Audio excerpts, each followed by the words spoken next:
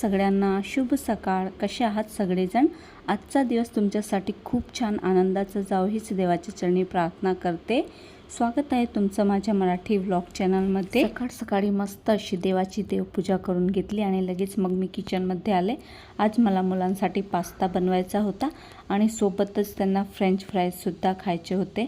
बरेच दिवस झाले मागे लागले होते मम्मी फ्रेंच फ्राईज बनव, पण म्हटलं जाऊ दे आता बनवूनच घेते, आज वेळसुद्धा आहे म्हणून. आणि मग नाही बनवून दिले की ते बाहेरून मागवतात आणि बाहेर बघितले तर 100 रुपयाचे इतकुशे येतात. आणि तसे फ्रेंच फ्राईज बनवणं जास्त काही अवघड नाही आहे, अगदी सोपी पद्धत आहे.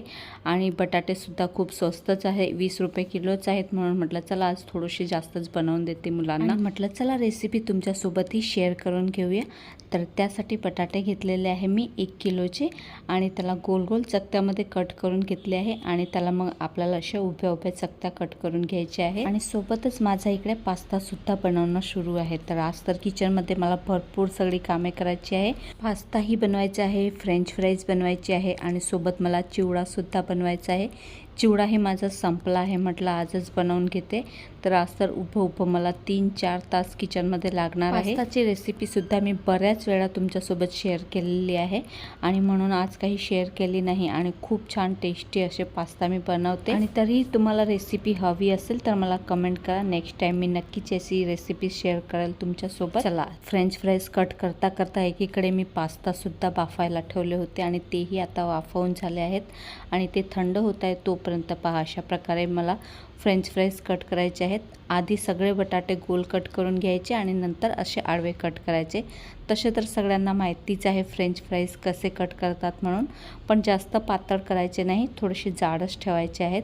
म्हणजे ते लवकर शिजले जातात आणि मग शिजले की अजून छोटे होऊन जातात. तसे अजून मोठे बटाटे असले तर छान लांब लांब झाले असते, पण जास्त मोठे नव्हते बटाटे. पण म्हटलं चला करून घेऊया.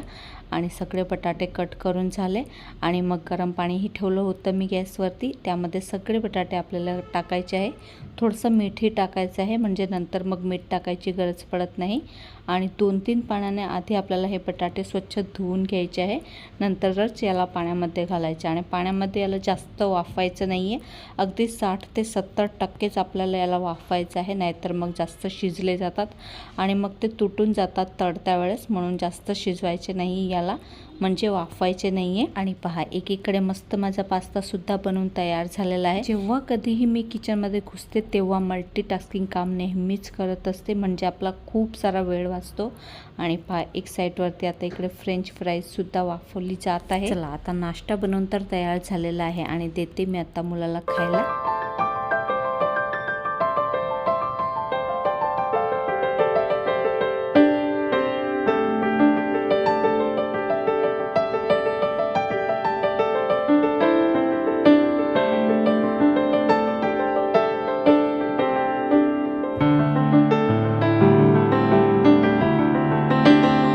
तेवढ्यात बटाटेसुद्धा वाफवले गेले होते. आता याला आपल्याला निथारून थंड पाण्यामध्ये थोडा वेळ ठेवायचे आणि मग याला थोडा वेळ अशा प्रकारे सुकवायचे आहे. जास्त नाही, 10-15 मिनटं सुकू द्यायचे आहेत. सगळं पाणी निथरलं गेलं पाहिजे. आणि एकीकडे मी आता इकडे तेलसुद्धा गरम करायला ठेवलं आहे आणि तेलामध्ये आपल्याला हे फ्राय करून घ्यायचे आहे. याला ना मीडियम गॅसवरतीच फ्राय करायचे आहे, गॅस जास्त फास्ट करायचा नाही. आणि तुम्हाला ना जास्ती कुरकुरीत हव्या असतील ना तर याला एक वेळा तळून घ्यायचे आणि मग काढून घ्यायचे आणि पुन्हा एकदा याला तळायचे आहे, म्हणजे मस्त कुरकुरीत होतात. पण मला आमच्या घरामध्ये जास्त कुरकुरीत नाही आवडत, थोडेसे नरमच आवडतात, म्हणून मी याला एकच वेळा तळते. आणि थोडेसे कुरकुरीत करायचे असतील तर याला मीडियम फ्लेमवरती होऊ द्यायचे आहेत, म्हणजे तरीही कुरकुरे होतातच ते. आणि तळून झाले की लगेच याच्यावरती गरम गरम असतानाच पेरी पेरी मसाला घालायचा आहे.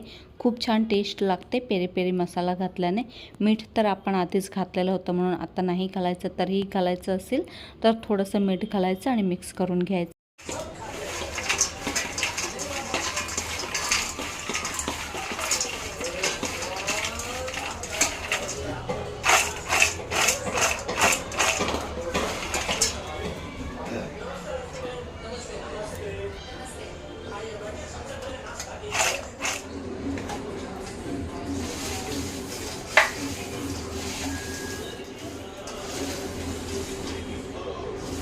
तर बघितलं ना तुम्ही, आवाजावरूनच तुम्हाला कळालं असेल, खूप छान मस्त टेस्टी आणि कुरकुरीत आपले फ्रेंच फ्राईज झाले होते.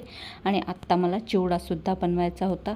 संध्याकाळी छोटी मोठी भूक लागते ना, त्यासाठी मग काही ना काही हवं असते खायला. आणि मग घरात जर खायला काही नाही मिळालं तर मुलं मग बाहेरून ऑर्डर करतात. आणि बाहेरचं खाण्यापेक्षा घरी चांगलंच बनवून ठेवलं असलं की मग ते बाहेरचं कमी खातात. आणि मग मी एक खट्टाच 15 दिवसाचा 1 किलोचा बनवून ठेवते. म्हणजे अर्धा किलोचं जे मुरमुऱ्याचं पॅकेट येते ना, त्याच्यामध्ये मग थोडासा मकाईचा चिवडा आणि थोडंसं ते तिखट मिक्सचर फरसाण ते टाकते. म्हणजे खूप सारा बनतो आणि 15-20 दिवस काही टेन्शन नसते. मग कधीही भूक लागली की खाता येते. बाहेरचं चटरपटर खाण्यापेक्षा घरचं खाल्लेलं कधीही चांगलं असते. भले ते तळलेलं असलं तरी आपण चांगल्याच तेलामध्ये बनवतो म्हणून ते चांगलंच असते. तर मी चिवड्यामध्ये नेहमी लसूण आणि मिरची टाकते. लसूण आणि मिरचीने चिवडा खूप छान टेस्टी लागतो. बाकी तर सगळं सिंपल असते, जसं आपण नेहमी चिवडा बनवतो ना तसाच बनवते, पण लसूण थोडासा जास्त घालते म्हणजे खूप छान टेस्ट येते चिवड्याला.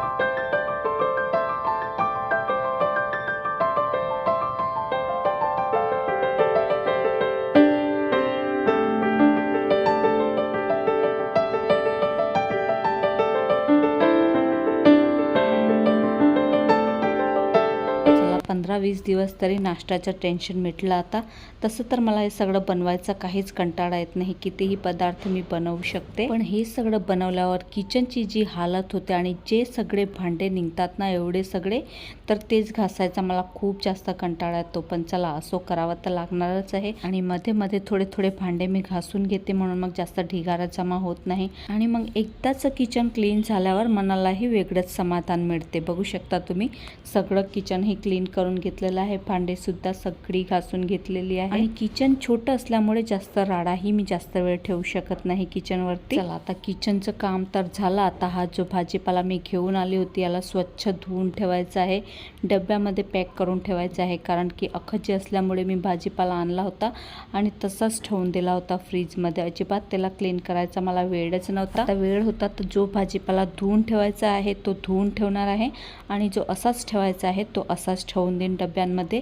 आणि हे डबे खूप छान आहे, त्यामध्ये भाजीपाला अगदी 8 ते 15 दिवस तसाचा तसा राहतो. आणि आज तर खूप सारं काम केलं किचनमध्ये. 3 ते 4 तास मला सगळं काम उभंच करावं लागलं. पण ठीक आहे, आता पुढचे काही दिवस तर रिलॅक्स राहील. एवढं सगळं काम करूनही संध्याकाळी मस्त जेवण बनवलं होतं. चला तर मग आजचा हा छोटासा व्लॉग मी इथेच थांबवते. अपेक्षा करते तुम्हाला आजचा व्हिडिओ आवडला असेल तर व्हिडिओला लाईक करा, शेअर करा आणि चॅनलला सुद्धा सबस्क्राईब करायला विसरू नका. भेटूया पुन्हा अशाच एका नवीन ब्लॉग सोबत. बाय.